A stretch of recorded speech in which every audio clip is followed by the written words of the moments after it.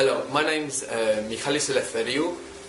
I'm one of the activists that started the Occupy Buffer Zone movement in Cyprus, and I was also present during the Egyptian revolution from more or less the beginning in Tahrir Square. I just posted a statement online urging Egyptian friends to send video messages like this one to Turkish activists, and I said I would do the same, so this is it.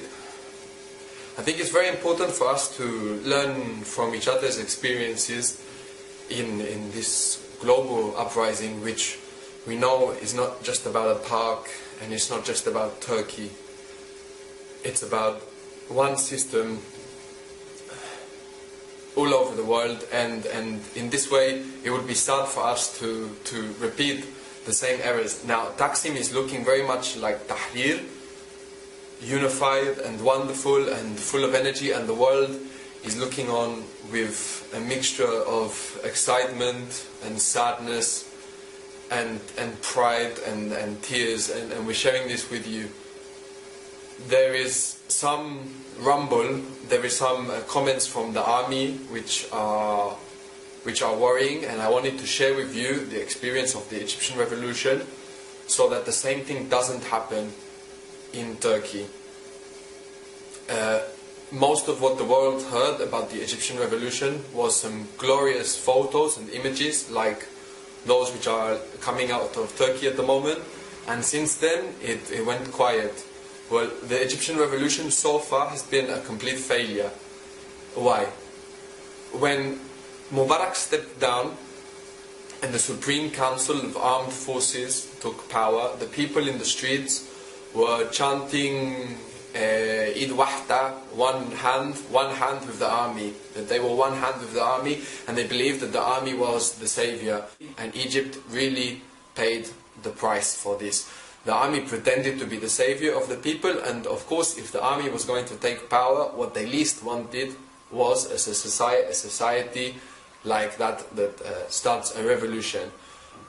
The army promised to hold power just for some months until they arranged elections. They had power for more than 2 years, during which they systematically worked to divide the country and create instability, to make people want these authoritarian power structures that now we're in the street saying that they don't represent us.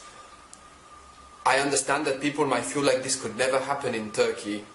I remember very well being in Tahrir and not ever feeling in my life such sense of unity, being 1 million people there risking our lives to stand together. I never would have imagined that 1 year later those same million people would have been killing each other in the streets, and that's what SCAF managed to do.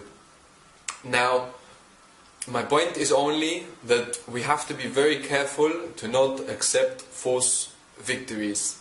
If your Prime Minister steps down tomorrow, it doesn't mean that we go home and it's the end of the fight, which for many Egyptian activists or people present in the protest, it meant this, for many of them. Any change that comes now out of these protests, like the Prime Minister stepping down, is planned. They will have a plan.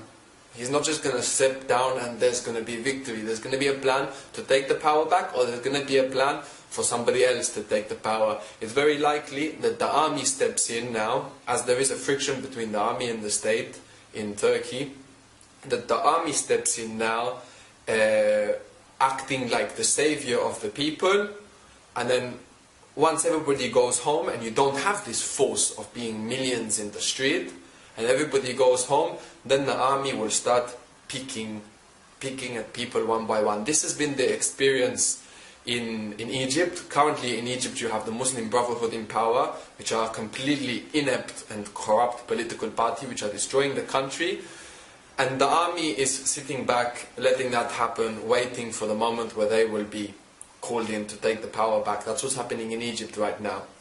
It's not exactly the same situation in Turkey, but the point is that there are some parallels between the two situations.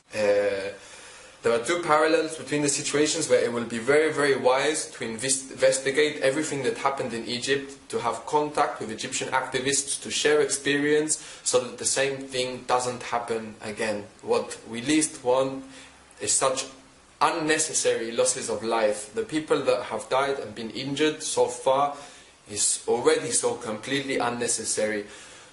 To believe in a false victory, it would be even more so. We as the people have to take the power. If anybody comes along, such as the army, that claims to take the power for the state, to take the power from the state for the people, please do not go home. If the army steps in and takes power, there's no question, there's no two ways about it. It means bad news. That's my message from my experience in Egypt. I wanted to share it with you. I'm following everything here. I have very, very dear friends in Turkey. I'm following with my heart, and I wish you